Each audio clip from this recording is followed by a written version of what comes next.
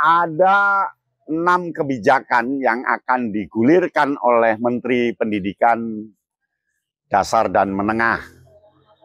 Dan itu tentu digulirkan sejak hari bekerja sampai nggak tahu kapan ya. Nah, 6 program itu tampaknya bagus. Tetapi kita tunggulah apakah bagus atau tidak. Karena memang pendidikan di Indonesia ini siksak. Ganti, rel nggak muncul. Kepastian rel itu nggak muncul. Jadi perlu rel yang utuh. Rel yang pasti itu yang ada di Undang-Undang Dasar 1945 di pembukaan jelas bahwa pendidikan itu adalah mencerdaskan kehidupan bangsa.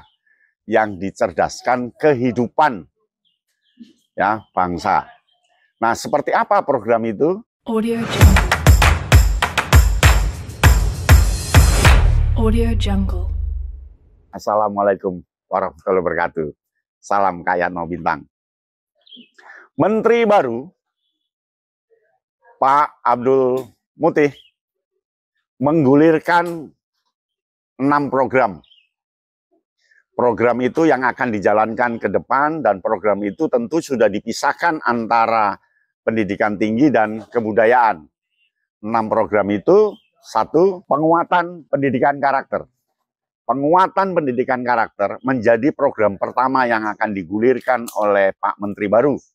Penguatan karakter ini penting karena karakter bermasyarakat, karakter berbangsa, karakter bernegara, lalu karakter berkecakapan yang akan dimiliki oleh anak. Karakter ini memang fondasi.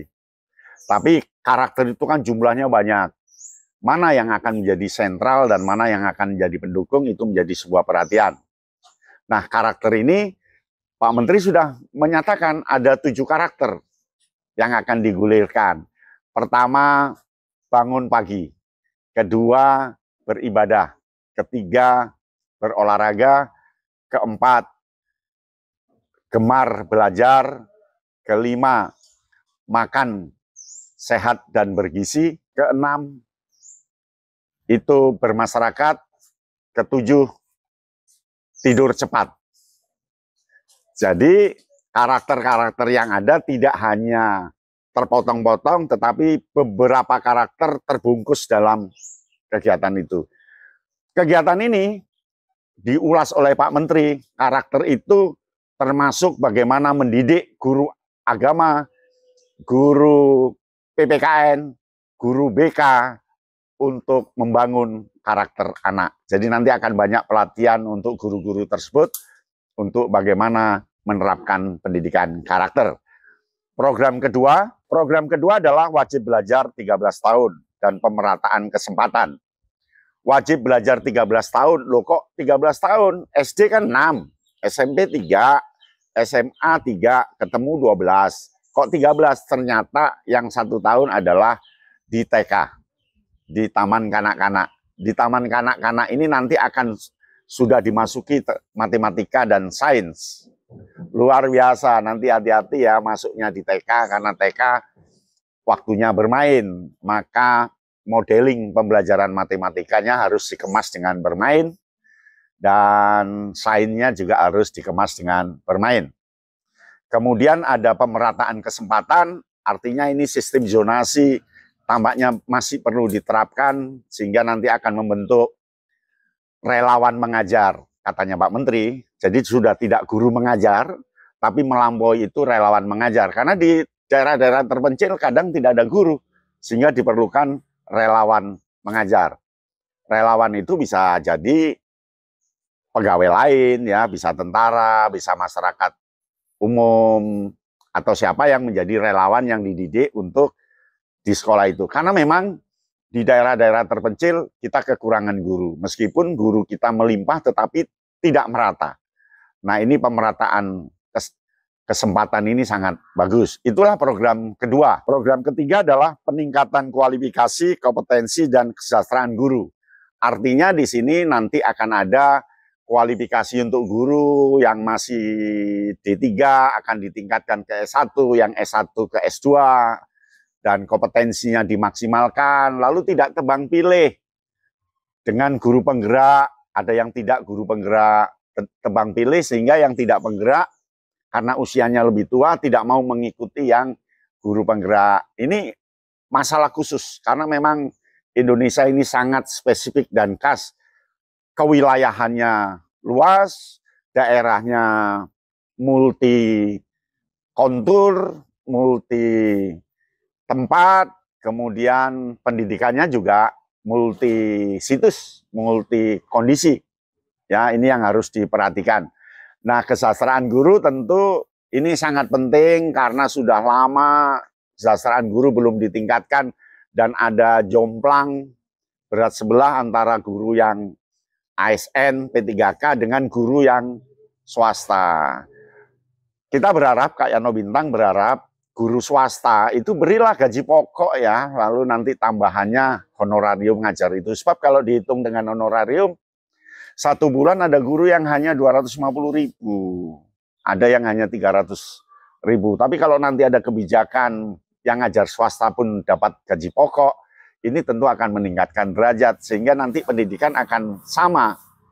Sebab kasus-kasus yang muncul banyak dari guru-guru yang masih honorer itu, karena memang berat beban kehidupannya. Nah, kemudian yang keempat, penguatan pendidikan unggul, literasi, numerasi, dan sains teknologi. Tentu di dalamnya termasuk pembelajaran bahasa, pembelajaran matematika, teknologi, dan seterusnya. Ini masuk ke arah konten. Ada literasi, ada numerasi, kemudian di dalamnya ada sains dan teknologi. Lalu muncul dipayungi dengan pendidikan unggul. Program ini yang berbunyi penguatan pendidikan unggul, artinya pendidikan harus unggul. Nah, unggul ini harus ada pembanding ya. Apakah unggul antar provinsi, apakah unggul antar negara. Jadi nanti tentukan negara mana yang harus kita ungguli. Minimal yang ranking 40, ranking 30 dunia, itu kita ungguli. Jadi harus ada pembanding kalau pendidikan unggul ini. Dan indikatornya jelas. Tapi ingat, jangan sampai mendiagonalkan. Karena dengan pendidikan unggul akan ada pendidikan yang tidak unggul.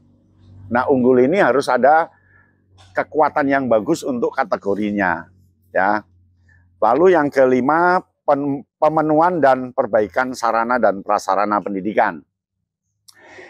Ini sangat penting karena sarana pendidikan di Indonesia ini ada yang mau ambruk, ada yang tidak layak untuk dilihat, ada yang puluhan tahun tidak pernah dibangun, bangkunya itu ada bangku yang tahun 70-an dan sebagainya. Nah, ini tentu Pak Menteri Mendikdasmen ini mampu bekerja sama dengan kementerian lain. Minimal ke Bappenas, ke Menteri PUPR atau apa untuk pembangunan sekolah-sekolah yang tidak tersentuh. Ada kabupaten-kabupaten, kota yang memang memperhatikan. Sehingga bangunan-bangunan sekolahnya terbarui. Tetapi ada kabupaten-kabupaten yang tidak punya dana, yang tidak bisa memperbarui sarana pendidikan. Nah, ini sangat bagus program peningkatan sarana dan prasarana pendidikan ini. Karena memang Indonesia sangat luas, di perkotaan dengan di desa sangat beda jauh, sehingga ya perlulah pemerataan pembangunan ini. Nah, yang keenam, pembangunan bahasa dan sastra. Yang keenam adalah pembangunan bahasa dan sastra. Bahasa Indonesia itu sekarang menjadi bahasa dunia karena menjadi bahasa resmi persidangan di UNESCO. Dan bahasa Indonesia daya jangkaunya sekarang meluas, ada di negara-negara lain. Ada sekitar 43 negara membuka program studi bahasa Indonesia.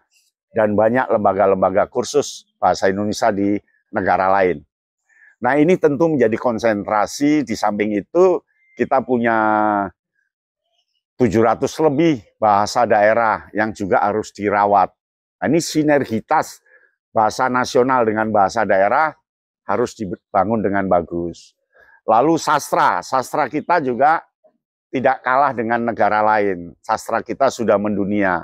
Sastra kita itu sangat banyak jumlahnya, tetapi belum terbangun dengan bagus. Sehingga pembangunan bahasa dan sastra ini program yang bagus.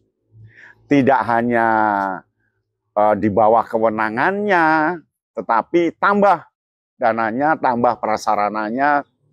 Bila perlu di tiap kabupaten ada balai bahasa, sehingga bahasa ini betul-betul mampu diakomodasi dengan bagus. Selamat Pak Menteri dengan 6 program ini. Kak Yano Bintang mendukung program ini supaya berjalan dengan baik. Demikian, salam Kak Yano Bintang.